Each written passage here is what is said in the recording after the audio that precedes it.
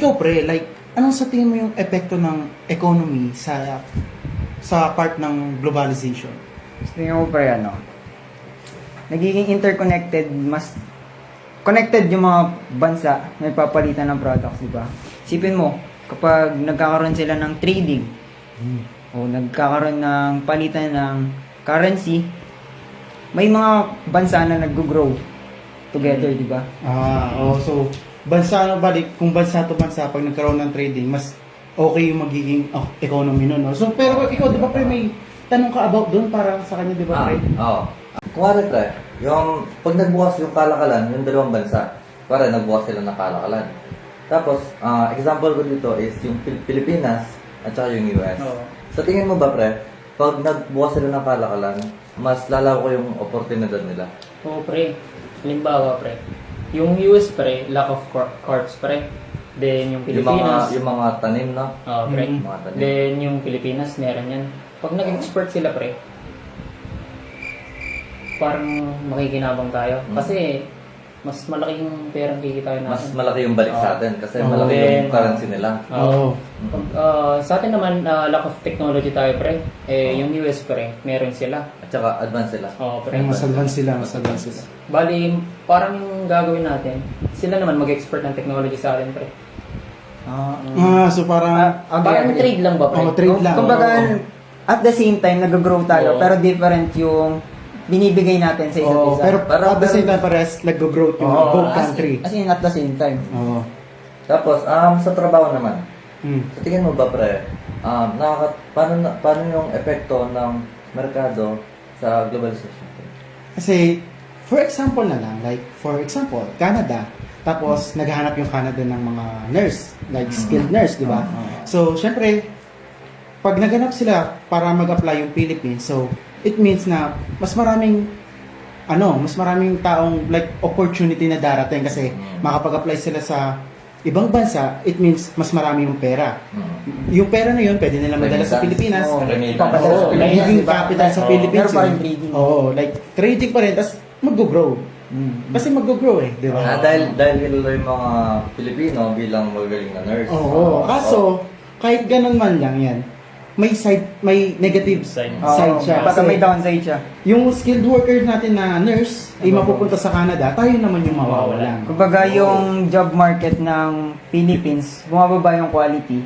Oo. Habang yung sa ibang bansa naman, tumataas yung ano nila. Meron tawag Oo. dyan yung... Brain drain data. Oo, brain drain. Oo, Brain brain drain. drain. Oo, yung brain drain. Curious lang ako, pre. May hindi ba nakikinabang sa globalisasyon? Oo naman pala. Lalo na yung mga underdeveloped na bansa or yung mga countries na underdeveloped. Yung mga wala, yung USA, Russia, at saka yung iba pa mga malalaking bansa. Mas pinipili nila makipagkalakalan dun sa mga mas malalaking bansa na katulad nila.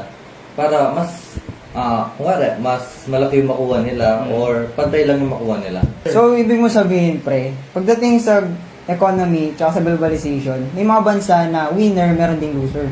Oo, pre. Meron talagang winner at loser doon. Kasi may mga bansa na mas malaki yung makukuha nila doon sa globalisasyon. At meron din naman mga bansa na, yun yung tinatawag nilang loser kasi mas maliit yung nakukuha nila doon sa globalisasyon. Lalo na sa mga kumpanyang nag-outsource. Yung mga nag-outsource yung kunyari sa freelancing. So, sa freelancing, for example, may kliyente. Yung kliyente na yun, naghahanap ng editor. Tapos ako yung napili niya. So dahil ako yung napili niya, kaso ang gagawin ko, dahil ako yung napili niya, hahanap ako ng parang parang maghahanap pa ako ng kapwa ko editor. Yung trabaho na ibibigay niya, ipapasa ko. Tapos hati ka Mas maliit yung ibibigay mo sa Oo, kanya. Pero may porsyentuhan kayo. Oo. May party ka pa rin, kaso Mas maliit yung mas ibibigay mo maliit dun yung sa ibibigay mo sa gumawa. kanya. Pero di ka pa napagod. Oh, di ako napagod. Pero kumuha ka dun sa mga kumuha ka sa mga bansang hindi pa masyadong develop para mas maliit yung bayad mo. Ganun ba yun? Ganun yun, pre. So, parang, sino mas lugi, no? May winner-loser nga. Oo, winner, Tama, loser tama. nga naman. Kumbaga, nagbe-benefit siya, kaso Hindi. may nawawala rin sa kanya. Both kayo nagbe-benefit, pero mas nagbe-benefit yung mas angat na Siyempre, mas develop siya. And mas kilala siya. Mas nagbe-benefit siya dun sa profit. Kumbaga, work smart. Di ka na napagod, may kita ka pa rin. Sa bagay. Tama. Tama. Utak ba? Utak. ba? Dapat bang baguhin ng mga bansa ang kanilang ekonomiyang strategiya upang mapanatili yung pagkapantay-pantay ng mga bansa? Tingin nyo? Wait, Kayo? ako muna na, pre. Feel ko, mahirap siyang gawin, pero kailangan eh. Kasi kapag hindi balance yung may napag-iiwanan na country. Tama. And habang umangat yung iba, napag-iiwanan yung iba.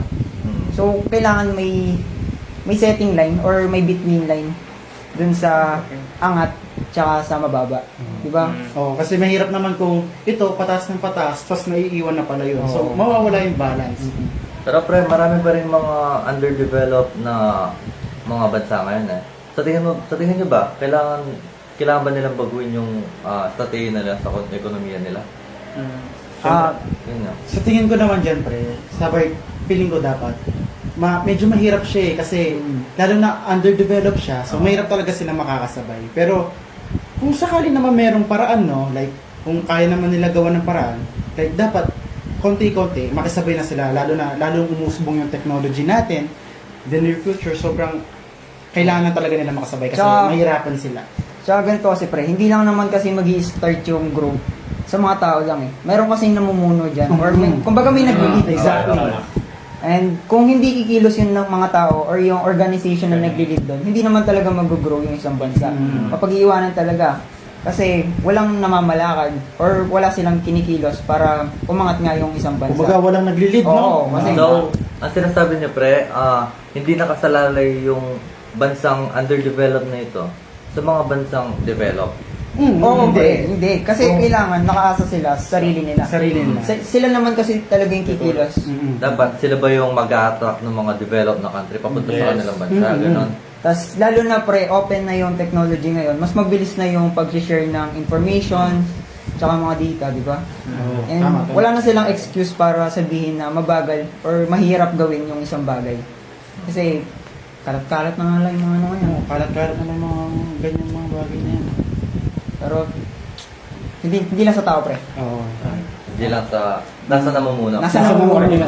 Kung saan mga nakatira, lalo na yung nagli-lead. yun Kaya nga, talaga yung role nila. kaya nga globalization, interconnectedness of people, di ba? Connected. Hindi lang siya mag-start sa From isang the word tao. itself, pre, connected. Kailangan may agreement. Tama, Pre, pre, tama, pre. Salamat pre. Thank you. Napakagaling yung magbigay ng yung mga opinion. Nice one, pre. Nice one.